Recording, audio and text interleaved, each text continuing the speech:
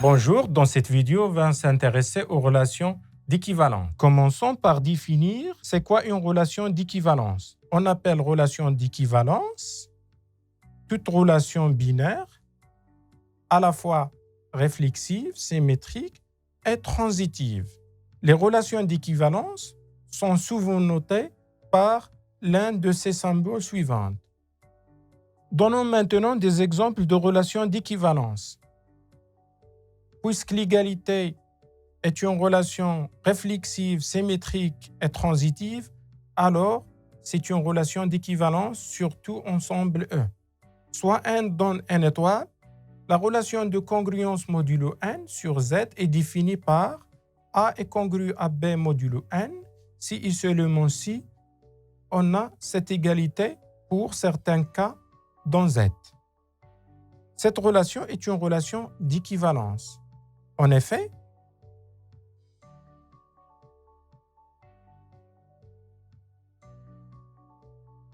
quel que soit A dans Z, A est congru à A modulo n, car A égale A plus 0 fois n. Quel que soit AB dans Z, A est congru à B modulo n est équivaut à, il existe un certain cas dans Z, tel que B égale A plus Kn, ce qui équivaut à dire qu'il existe un cas appartenant à Z, tel que A égale B plus moins K fois N.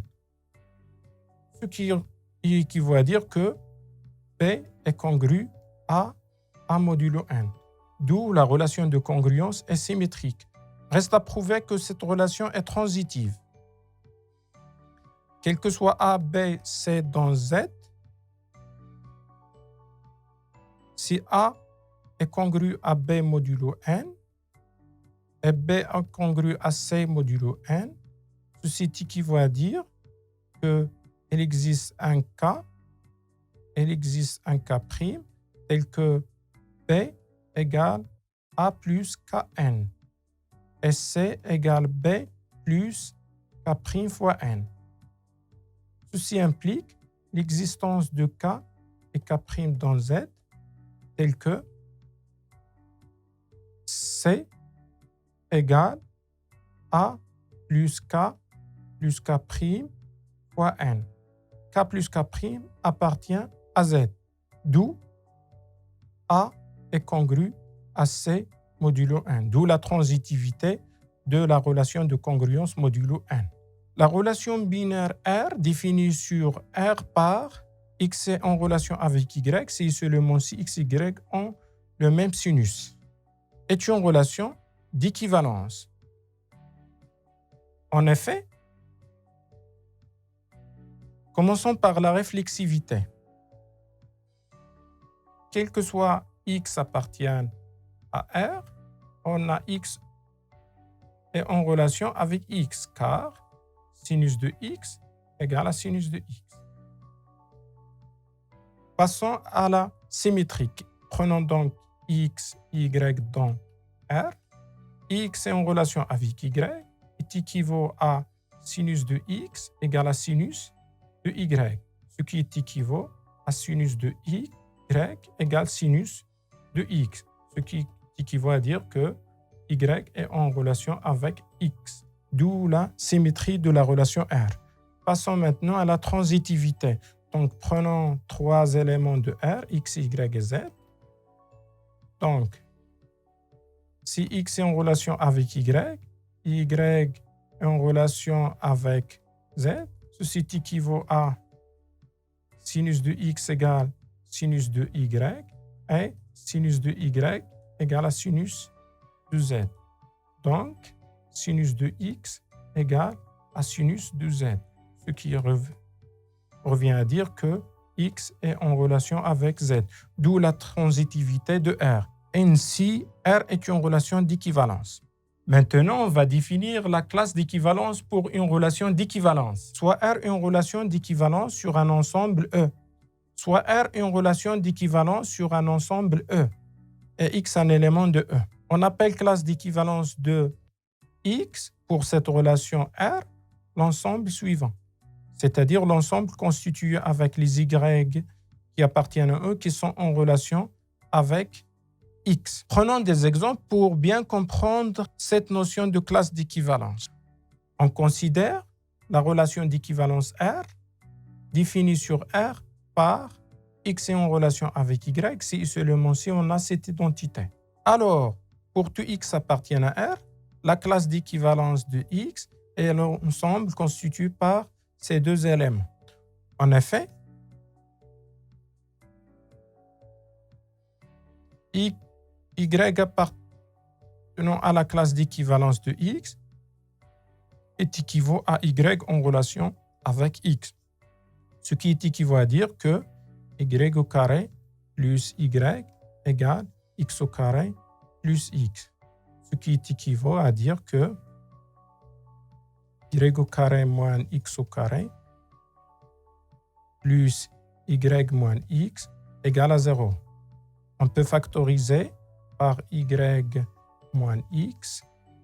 Il nous reste x plus y plus y moins x égale à 0. En factorisant de nouveau par y moins x, il nous reste x plus y plus 1 égale à 0. Ce qui est équivaut à dire que y égale à x ou y égale moins x moins 1. Ainsi,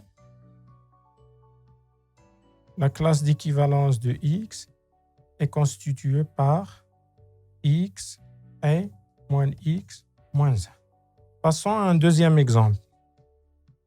Soit n dans n étoile et a appartient à z. Alors la classe de a pour la relation de congruence modulo n est l'ensemble suivant. En effet, la classe de A pour la relation de R, elle est constituée par les B qui appartiennent à Z, tels que B est congru à A modulo N, ce qui est égal à l'ensemble des B appartiennent à Z, tel qu'il existe un certain cas dans Z, tel que B égale A plus KN.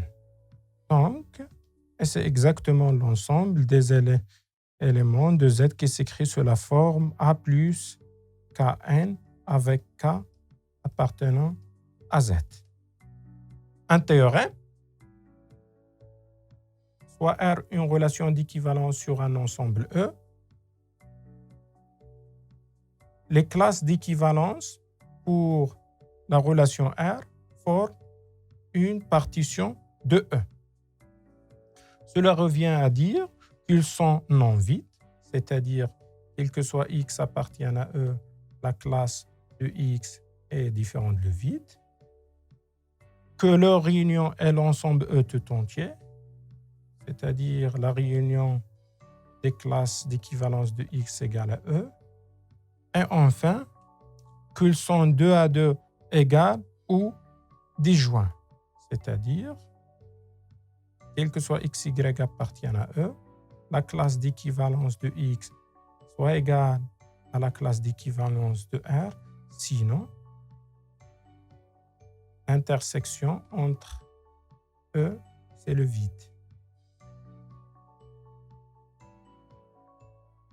Passons à la démonstration. Pour tout X appartient à E, on a X est en relation avec X, puisque R est une relation d'équivalence, donc elle est réflexive, ce qui implique que X appartient à la classe d'équivalence de X, ce qui implique que la classe d'équivalence de X est non vide. Elle est claire que la réunion des classes d'équivalence de X égale à E tout entier, car X est toujours dans la classe de X. Regardons la dernière condition. Soit XY appartenant à E, tel que la classe d'équivalence de X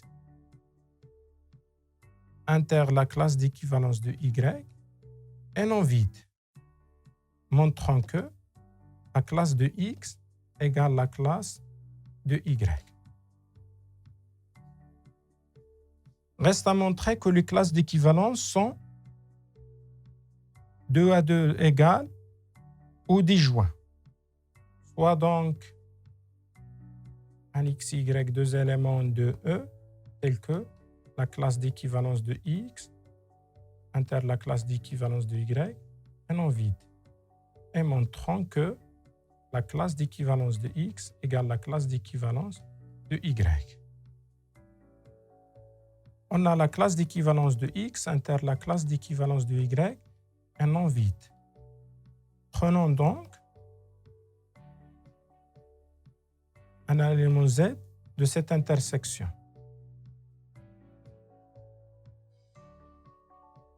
Donc, Z appartient à la classe de X et Z appartient à la classe de Y, puisqu'elle est dans l'intersection.